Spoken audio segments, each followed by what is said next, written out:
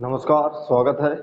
आज हम लोग एक नया टॉपिक समझाने का आपको प्रयास करते हैं कि एक लोगों देखा होगा कि बहुत सारे लोगों का एक मिथ होता है कि भारत के नक्शा में जो श्रीलंका होता है वो क्यों दिखाया जाता है।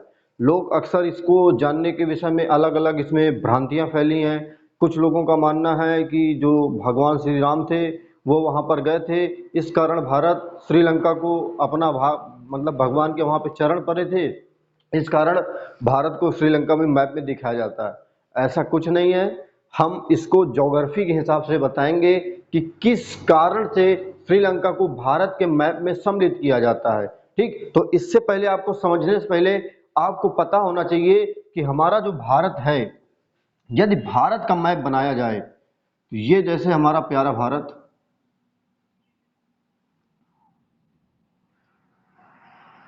ये भारत है। अब भारत जो है आपका, अगर देखोगे तो भारत के नीचे यहाँ पे आपका क्या पड़ता है, श्रीलंका पड़ता है।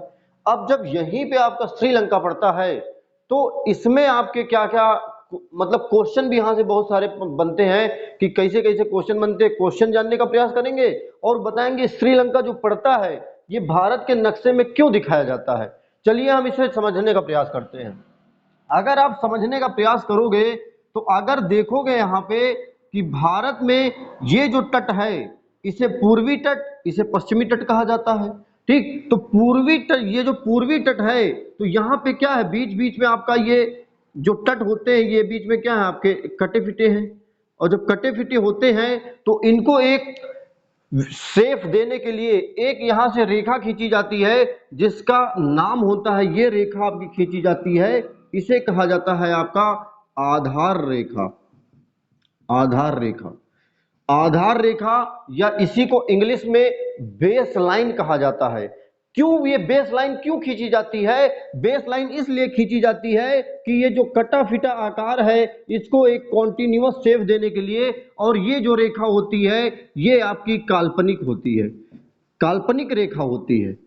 अब ये जो रेखा आपकी काल्पनिक होती है आधार रेखा, इस रेखा से 12 नॉटिकल मील, 12 नॉटिकल मील, इस रेखा से 12 नॉटिकल मील की जो दूरी होती है उसे कहा जाता है आपका, उस रेखा को जो नाम दिया जाता है उस रेखा को नाम दिया जाता है आपका समुद्री, समुद्री सीमा।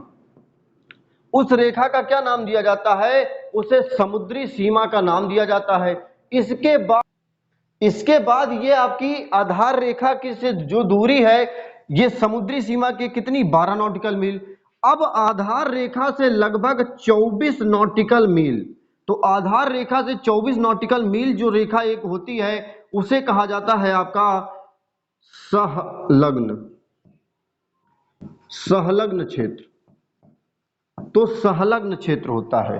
ठीक, अब इसके बाद आपका क्या होता है, ये जो आधार रेखा से 200 नॉटिकल मील, आधार रेखा से लगभग 200 नॉटिकल मील की जो दूरी होती है, इस रेखा को जो ये रेखा है इसे कहा जाता है आपका आर्थिक क्षेत्र, आर्थिक क्षेत्र।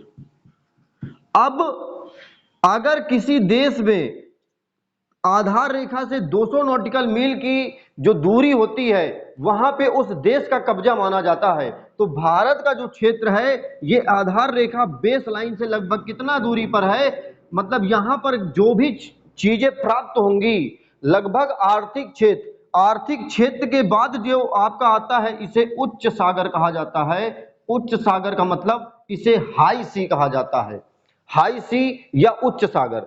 अब देखो ये समुद्री सीमा क्या होती है, संलग्न क्षेत्र क्या होता है, आर्थिक क्षेत्र क्या होता है। अगर इन सबको देखा जाए तो ये जितने भी आपके क्षेत्र आते हैं ये सारे के सारे क्षेत्र भारत के अंतर्गत आते हैं, और आधार रेखा या बेस लाइन से जो 200 नॉटिकल मील की दूरी होती है ये आपका यहां से अगर जो कुछ भी मिलता है, जैसे पेट्रोलियम हो गया, मछली पकड़ना हो गया, अगर समुद्र में कहीं कोयला मिलता है, कोई खनिज संसाधन अगर मिलता है समुद्र में, तो वो सारा का सारा किसके अंतर में आएगा, भारत के अंतर्गत आएगा। दूसरा समझेंगे, इसमें जो 1 नॉटिकल मील की दूरी होती है, 1 नॉटिकल, 1 नॉटिकल मील, तो 1 नॉटिकल जो मील की दूरी होती है वो होती है 1.852 किलोमीटर, 1.852 किलोमीटर होती है। अगर इसको देखा जाए ये पूरी 200 नॉटिकल मील की दूरी में किसका कब्जा होगा? भारत। और यहां पे अगर देखोगे जो श्रीलंका है, ये जो श्रीलंका है, ये श्रीलंका से केवल कितनी, भारत से कितनी दूरी है, इसकी दूरी देखोगे तो ये केवल आपका 18 मील है, 18 नॉटिकल मील। तो जब ये केवल 18 नॉटिकल मील है तो यहां पे जो जितना भी क्षेत्र आ जाता है ये भारत के अंतर्गत आ जाता है। लेकिन अब आप कहोगे भैया जब भारत के अंतर्गत आ जाता है तो भारत को श्रीलंका में कब्जा कर लेना चाहिए। अरे भाई ऐसा नहीं होता है। यदि किसी देश की सीमा को छोड़कर आपके समुद्र की सीमा में आपका आता है तब आपको 200 नॉटिकल मील की दूरी तक आपका क्या आर्थिक क्षेत्र तक आप कुछ भी कोई भी घटना कर सकते हो। जबकि यहां पे अगर कोई देश है तो आप देश को उसमें साझा नहीं कर सकते हो। इसका मतलब ये नहीं कि भारत के 200 नॉटिकल मील के अंतर्गत आपका श्रीलंका आ रहा है तो भारत श्रीलंका पे जाकर कब्जा कर ले, ऐसा नहीं है। ऐसा किसके तहत नहीं है? ये आपका संयुक्त राष्ट्र संघ जो है इसमें एक आपका समझौता हुआ था। उस समझौता के तहत आपका हम बताएंगे वो समझौता कौन सा था। यहां पे आप देखोगे तो आपका जो संयुक्त राष्ट्र संघ था तो 1982 में संयुक्त राष्ट्र संघ, तो संयुक्त राष्ट्र संघ ने क्या किया, आपका United Nation conversation the law of sea, ये एक क्या किया, आपका समझौता तैयार किया, United Nation convention of the sea. इसके तहत उसमें डिसाइड किया गया कि यदि आपकी आधार रेखा से जो दूरी है 200 नॉटिकल मील होगी, जिस देश के पास ये क्षेत्र होगा उस देश में आपका समुद्र में क्या होगा, उस देश का कब्जा होगा। तो इस समझौता के तहत आपका क्या हुआ, इसके कारण आपका बताया गया कि ये किसी भी देश की अगर सीमा का निर्धारण करना है तो आपका क्या होगा, एक बेस लाइन होगी या आधार रेखा, आधार रेखा के बाद आपकी समुद्री सीमा होगी, समुद्री सीमा के बाद आपका संलग्न क्षेत्र होगा और उसके बाद आपका क्या होगा, आर्थिक क्षेत्र होगा। समझ में आया कि नहीं आया? दूसरा देखेंगे, अब यहां से जो एग्जाम के क्वेश्चन बनते हैं वो एग्जाम के क्वेश्चन आपके कौन कौन से बन जाते हैं उनको बताने का प्रयास करते हैं। इसमें आपका ये समझौता हुआ 1982 में, लेकिन इसमें 60 देशों ने क्या किया, 60 देशों ने हस्ताक्षर किया और 60 देशों के हस्ताक्षर करने के उपरांत 1994 में अंतिम देश ने हस्ताक्षर किया। लास्ट देश जो था उसका नाम है गुयाना। तो गुयाना कौन सा, जो आपका United Nation conversation the law of sea, उसमें अंतिम हस्ताक्षर करने वाला देश कौन सा है, तो गुयाना है, गुयाना। समझ में आया? और अब एग्जाम की दृष्टि से क्वेश्चन कौन कौन से पूछे जाते हैं, क्वेश्चन पूछा जाता है, बताओ आधार रेखा से समुद्री सीमा जो होती है इसके बीच की दूरी कितनी होती है, लगभग कितनी, 12 नॉटिकल मील। 1 नॉटिकल मील में कितना होता है, 1.852 किलोमीटर। तो आपका 12 नॉटिकल मील तक क्या होगा, आपकी आधार रेखा से समुद्री सीमा की लंबाई होती है। अगर इस समुद्री सीमा में यदि किसी दूसरे देश का जहाज घुस जाता है तो उसके ऊपर क्या होगा, हमला कर दिया जाएगा। यदि वो जैसे भारत है तो भारत की समुद्री सीमा में यदि किसी भी देश का जहाज बगैर अनुमति से घुस जाता है, जब वो भारत की अनुमति नहीं लेता है, अनुमति नहीं प्राप्त करता है, यदि इसमें वो घुस जाएगा तो भारत क्या करेगा, उसके ऊपर हमला कर देगा। पहले उसको दी जाएगी रियायत कि आप हमारे जो है समुद्री सीमा में आ चुके हैं, टेरिटोरियल सी में आ चुके हैं, तो आप क्या करें, अपने हथियार सरेंडर करें। ऐसा करके वो नहीं करता है तो उसके ऊपर हमला किया जाता है। तो क्वेश्चन बनेगा, जहाज के कहां पर घुसने पर, पड़ोसी देश के जहाज पर घुसने पर उसके ऊपर हमला किया जाएगा, समुद्री सीमा में। और आधार रेखा से समुद्री सीमा की लंबाई कितनी है, 12 नॉटिकल मील।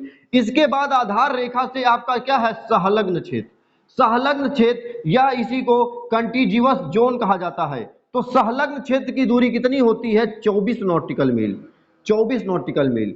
इसमें क्या होगा, इसमें अगर कोई पड़ोसी जहाज घुसता है तो उससे टैक्स लिया जाता है।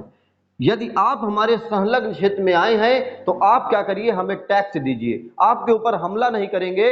यदि आप हमें टैक्स देते हो, अगर यहां से आपको अनुमति मिलती है तो आपको आगे जाने का रास्ता दिया जाएगा। दूसरा देखेंगे, ये आर्थिक क्षेत्र क्या होता है, इसी को एक्सक्लूसिव इकोनॉमिक जोन कहा जाता है, इंग्लिश में इसे एक्सक्लूसिव इकोनॉमिक जोन कहते हैं। आधार रेखा क्या होता है, आधार रेखा से 200 नॉटिकल मील की जो दूरी होती है उसे आपका आर्थिक क्षेत्र कहा जाता है। और यहां तक समुद्र में जो कुछ भी अगर पेट्रोलियम निकलता है तो समुद्र में अगर 200 नॉटिकल मील तक भारत में पेट्रोलियम निकलता है तो पेट्रोलियम में भारत का कब्जा हो जाएगा। जो गैस के भंडार निकलेंगे भारत का कब्जा हो जाएगा। जो कुछ भी समुद्र में प्राप्त होता है वो सारा क्या हो जाएगा, भारत का हो जाएगा। इसके बाद क्या होता है, उसके बाद आपका उच्च सागर होता है, इसे हाई सी कहा जाता है। इसमें किसी देश का कब्जा नहीं होता है। जो शक्तिशाली देश होते हैं वो अपना कब्जा जमाने का यहाँ पे प्रयास करते हैं। समझ में आया कि नहीं आया? क्वेश्चन कहेगा मछली पकड़ने की कहां तक स्वतंत्रता होती है, तो आपके यहाँ पे आर्थिक क्षेत्र तक क्या है, किसी देश के आर्थिक क्षेत्र तक कोई भी क्रियाकलाप हो सकता है, लेकिन यहाँ पे आर्थिक क्षेत्र में यदि कोई दूसरा देश के जहां जाता है तो उससे टैक्स नहीं लिया जाता है। दूसरा, अब देखोगे ये जो श्रीलंका है ये तो केवल भैया 18 नॉटिकल मील की दूरी पर है ना। 18 नॉटिकल मील को अगर निकालोगे किलोमीटर में लगभग कितना, 33 किलोमीटर। तो यहां पर लेकिन जब कोई देश आ जाता है तो आपका यही संयुक्त राष्ट्र संघ, United Nation conversation of law of the sea के तहत क्या हो जाता है, उस देश को नहीं सम्मिलित करते हैं। इस कारण श्रीलंका को कंटिन्यूअस आपके जो जोन होता है इसमें नहीं रखा जाता है।